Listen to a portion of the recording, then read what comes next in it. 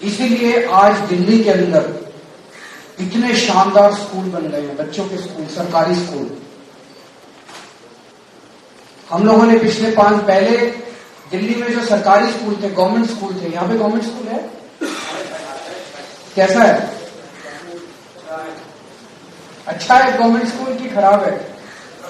खराब है, बहुत खराब है।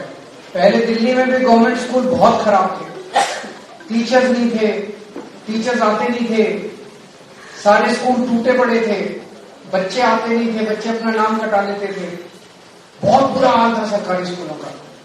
हमने स्कूल इतने शानदार कर दिए, इतने अच्छे कर दिए कि अब प्राइवेट स्कूल से लोग अपने बच्चों को निकाल के सरकारी स्कूल में भर्ती करा रहे हैं। इतने शानदार स्कूल हैं और इतने अच्छे रिजल्ट्स आ रहे हैं सरकारी स्कूलों में। आप लोग चाहते हो ना आपके बच्चों की पढ़ाई अच्छी होनी चाहिए? बच्चों को पढ़ाना चाहते हो, नहीं चाहते हो?